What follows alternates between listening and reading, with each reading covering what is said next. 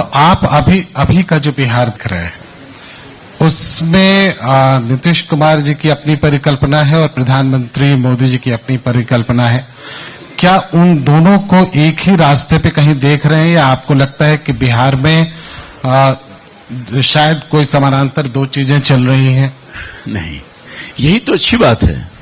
Double engine की सरकार है दिल्ली और केंद्र में, और सबका उद्देश्य है बिहार का कल्याण करना, और उसी उद्देश्य के साथ संयुक्त रूप से चाहे वो केंद्र की सरकार या राज्य की सरकार, दोनों मिलकर के बिहार के एक रास्ते पर ले जाने, एक साथ एक रास्ते पर ले जाने के लिए तत्परता के साथ काम की है। और इसीलिए बिहार में 2025 और 2005 में बहुत अंतर आपको दिखेगा। एक बात जरूर है जो जिस आप अभी आप कर रहे थे कि सड़क आप कहीं चले जाइए, पुलिया बनी है, पुल बने हैं, पुल गिरे भी हैं, बहुत तरह की बातें हैं, लेकिन क्या शिक्षा के क्षेत्र में काम हो पाया जितना हम उम्मीद करते थे? क्या दूसरे उद्यमिता के क्षेत्र में काम हो पाया? देखिए, शिक्षा के क्षेत्र में जैसा कि मैंने कहा, स्कूल में टेबल और कुर्सी नहीं हुआ करता था, झोपड़ी नुमा था स्कूल बच्चों के लिए, जो गांव का स्कूल है।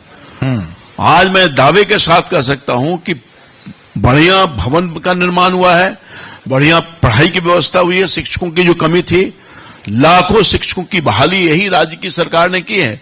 और फिर अभी आगे भी, अभी कल ही शिक्षा मंत्री का बयान आया कि हम और बहाल करने जा रहे हैं, और उसकी गुणवत्ता के साथ पढ़ाई हो रही है। बच्चे अब स्कूल में बहुत आसानी से गांव के बच्चे जा रहे हैं, क्योंकि शिक्षा में सुधार अगर नहीं हुआ होता तो गांव में बच्चे जाते ही नहीं शिक्षा के लिए। अब बिहार के बच्चे कोटा नहीं जाएंगे? जी, अब बिहार के बच्चे कोटा नहीं जाएंगे पढ़ने के लिए? मैं समझता हूं कि आज का परिवेश, आज का माहौल, क्योंकि बिहार आजादी के बाद से ही हर क्षेत्र में नेग्लेक्टेड था। जिन लोगों के हाथ में सत्ता गई, बिहार का शोषण दोहन किया। मैं उसके लिए विकास का न कोई वो क्या बोलते सोच था, न विकास को आगे ले जाने के लिए काम भी करने का काम किया। बिहार में जिस बड़े पैमाने पर शोषण और दोहन हुआ है, भ्रष्टाचार हुआ है, वो सब लोग जानता है भाई। लूट की छूट थी। अब उन सारे चीजों पर अंकुश लगा करके माननीय नीतीश कुमार जी ने, माननीय प्रधानमंत्री मोदी जी के संयुक्त अभियान से हर क्षेत्र में नसीब शिक्षा। आप चले जाइए, आज माहौल और परिवेश आपको गांव के स्तर पर या किसी स्कूल में चले जाइए, बड़ा है। मेडिकल कॉलेज की संख्या बढ़ी है, इंजीनियरिंग कॉलेज की संख्या बढ़ी है, कॉलेज की संख्या बढ़ी है। अब हर क्षेत्र का जो कोई भी जिला हेडक्वार्टर है, वहां बड़े पैमाने पर हाई स्कूल की व्यवस्था हो रही है। अब तो गांव के पंचायत के स्तर पर हाई स्कूल का व्यवस्था करने की बात कही जा रही है। इसलिए मैं समझता हूं कि शिक्षा एक बड़ा माध्यम है विकास का, उसमें बहुत बड़े पैमाने पर गुणवत्ता के साथ बच्चों की पढ़ाई की जा रही है, चाहे वो माध्यमिक विद्यालय हो, प्राथमिक विद्यालय हो, या हायर में जो बच्चा जो पढ़ रहे हैं या कॉलेज में पढ़, सबके लिए शिक्षकों की जो कमी रही है उसको दूर किया गया है, और शिक्षा ढंग से बच्चों को मिल रहा है। कि मुझे पूरा विश्वास के साथ मैं कह सकता हूं कि आने वाले दिन में, जिसका कोटा की बात आपने की, कोटा में नहीं लोग जाएंगे, यही कोटा बनेगा और यही के बच्चे यही पढ़ेंगे। चलिए, एक जो सवाल खालिद मैं जानना चाह रहा था, क्या मुद्दे स्पष्ट हो चुके हैं? अब चुनाव की घोषणा से कुछ दिनों पहले हैं, हम चुनाव होने से पहले हैं, 1-2 महीने का समय है। जी जी।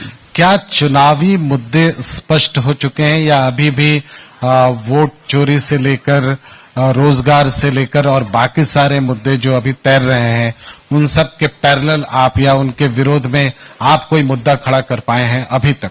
देखिए, हम तो विकास के माध्यम से जनता का विश्वास जीता है, सुशासन के माध्यम से जनता का विश्वास जीता है, और यही मेरा चुनाव में जाने का आगे भी हम इसी विकास के मुद्दे को लेकर के, सुशासन के मुद्दे पर जाएंगे, और जनता का आशीर्वाद पहले भी हमें मिलता रहा है। और बाद में आपने एक बहुत अच्छी चर्चा की, वोट चोरी का मामला। इतने लोग यहां बैठे हैं, पूछे किसी का वोट चोरी हुआ है? ये दिग्भ्रमित करने की कोशिश में कांग्रेस पार्टी यहां समाप्त हो चुकी है। बिहार में कांग्रेस आई नहीं है। ये अपने पार्टी को आगे बढ़ाने के लिए, अपने पार्टी को जिंदा रखने के लिए ये सब यात्रा वात्रा कर रहे हैं। इनका कोई उद्देश्य, क्योंकि कुछ चोरी हुआ ही नहीं। किसी एक आदमी से कहीं भी पूछ लीजिए, किसी का वोट। चुनाव आयोग अपने दायित्वों का निर्वहन किया है। अब ये लोग हैं जो चुनाव आयोग को भी नहीं मानते हैं, संविधान को भी नहीं मानते हैं। लोकतांत्रिक व्यवस्था में चुनाव आयोग एक अहमियत रखता है, संवैधानिक वो संस्था है, उसको भी आप नहीं मान रहे। वोट की डकैती तो आप करते थे, जब बूथों पर आप जाया करते थे। याद करिए, स्मरण करिए वो दिन जब बूथों पर जब जाया करता था तो जो गरीब गुरबा लोग थे उनको वोट देने की जरूरत नहीं थी, उनको रोक लिया जाता था, खून खराबा होता था। अब ये बताइए, परिवर्तन आ गया है और अब क्या कोई कि एक आदमी कोई ऐसा है जो बोल देगा कि हमको वोट देने से किसी ने वंचित किया, चाहे वो किसी समाज और संप्रदाय का लोग हो। ये है परिवर्तन। इसलिए कांग्रेस पार्टी को नेतृत्व को यह शोभा नहीं देता है कि इस तरह की बात कहकर लोगों को दिग्भ्रम। हंस रहे हैं लोग, ये जहां जहां गए हैं बिहार में लोग हंस रहे हैं। ये एक्चुअली ये है कि ये राष्ट्रीय जनता दल की ताकत के आधार पर जो वोट बैंक था, उसी वोट बैंक के आधार पर ये अभी तक अपनी उपस्थिति दर्ज कराने का काम किया है। अब इनको लगता है कि हमारा अपनी उपस्थिति स्वयं से हो, जो कॉमन वोट बैंक है। कभी कांग्रेस का जो वोट बैंक था उसको राष्ट्रीय जनता दल ने या जनता दल ने उसको अपने पक्ष में ले लिया। अब ये चाहते हैं कि हमारा बिहार में अस्तित्व बचे, इससे उसमें सिंधमारी करने की कोशिश की जा रही है। और आपने